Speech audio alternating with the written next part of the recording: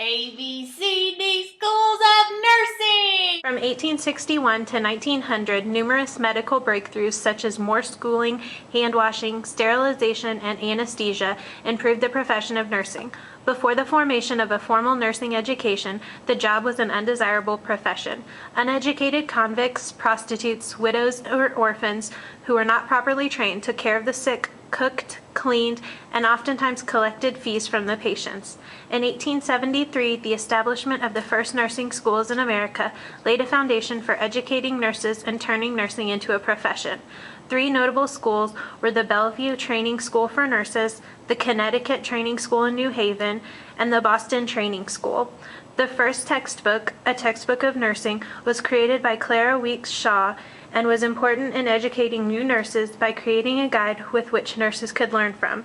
Unlike students finishing nursing programs today, during the time period of 1861 to 1900, there was no licensure for students. Therefore, there was no distinction between LPNs and RNs because they neither existed. The students in these nursing schools were attending classes as well as working for 24 hours at a time.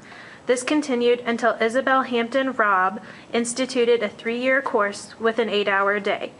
Linda Richards graduated from the New England Hospital in Boston as America's first trained nurse.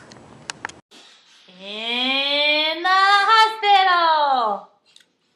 Florence Nightingale had a different vision of nursing, one that didn't include nurses having the duties or chores of a maid. Nightingale considered nursing a specialty and expected a nurse to be responsible for the care of the patient. She refused to accept nurses doing the household duties or for nurses to be used for cooking and cleaning. Her hard work changed nursing from one of a glorified servant to a worthy and honorable career, a profession with dignity that has become the most trusted. Some of today's most used practices seem to be simple common sense, like hand washing. Most would consider hand washing before working with patients to come natural, but it took the death of many and the wisdom of a few to discover the necessity of washing your hands between patients.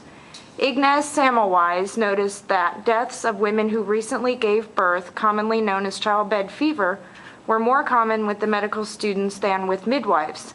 He theorized that the difference between the rate of deaths was because midwives washed their hands between patients, unlike medical students who would dissect cadavers and go directly to assist with childbirth without proper hand washing. It was his insight, along with that of Florence Nightingale, that changed the opinions and actions in the field of medicine. The surgeon Joseph Lister also added to preventing the spread of infection by discovering carbolic acid could be successfully used to sterilize surgical tools.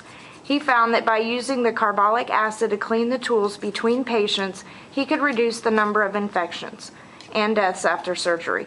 His discovery led to our use of aseptic technique, which is used every day in the many fields of nursing.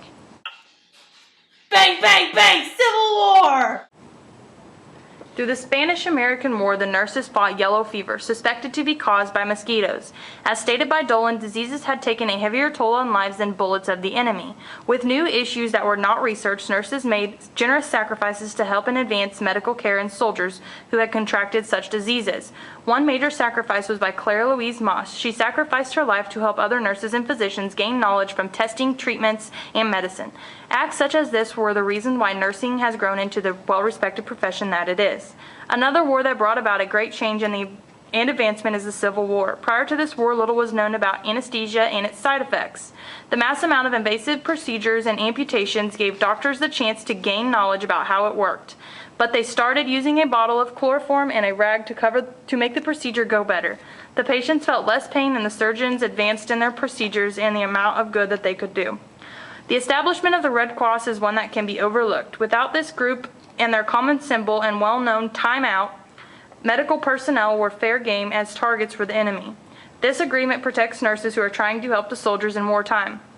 Another great advancement during the Civil War was the development of the Shakers. This was a sanitary practice of packaging medicine. They made medicine from the plants and herbs. It was a start on the road to where we are today, with a pharmacy in every hospital for nurses to help medicate their patients.